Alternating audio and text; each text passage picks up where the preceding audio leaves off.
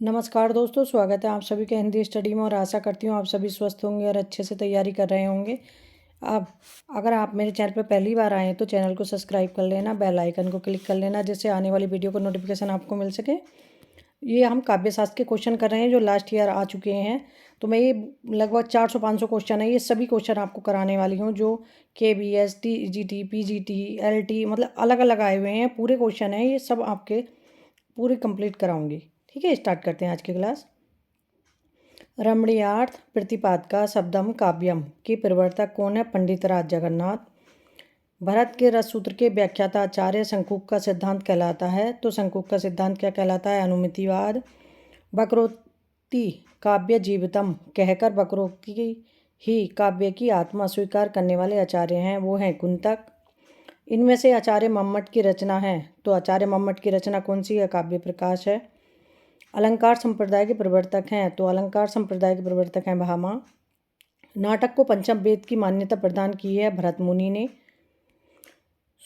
सुखदा खात्मा कौरवसा कहने वाले आचार्य हैं, तो वे हैं रामचंद्र गुणचंद। निम्नलिखित में से कौन संस्कृत समीक्षा पद्धति से संबंधित नहीं है? तो इनमें से बताना है कि संस्कृत समीक्षा पद्धति से संबंधित कौन नहीं है, तो वह है शैली विज्ञान। आचार्य भरत मुनि ने काव्य गुणों की संख्या कितनी बताई है? तो भरत मुनि ने काव्य गुणों की संख्या 10 बताई है और वामन ने 20 बताई है। अर्थ बोध कराने के संदर्भ में निम्नलिखित में से कौन सा कथन सत्य है? तो इसमें हमें बताना है कि 4 ऑप्शन दिए हुए हैं कि कौन सा कथन सत्य है। लक्षणा एवं व्यंजना दोनों सब शक्तियाँ अभिधा पर आश्रित होती हैं, तो ऑप्शन हमारा डी सही होगा इसमें।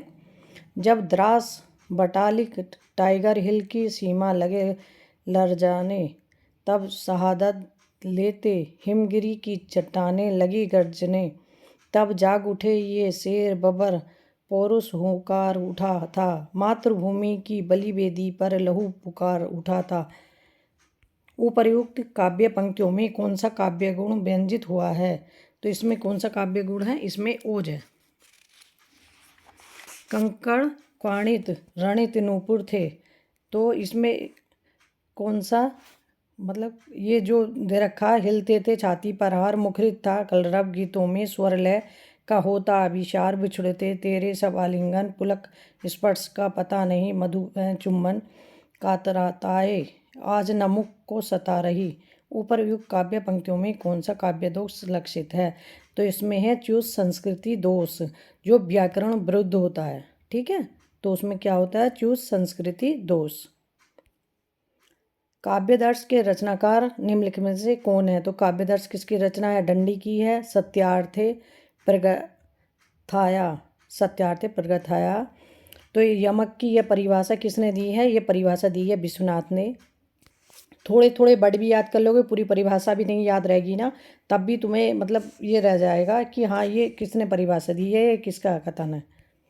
सट्टक है, सट्टक एक प्रकार का क्या है? नाटक है। रसा अपकर्षा दोषा उक्ति किस आचार्य की है? विश्वनाथ की है।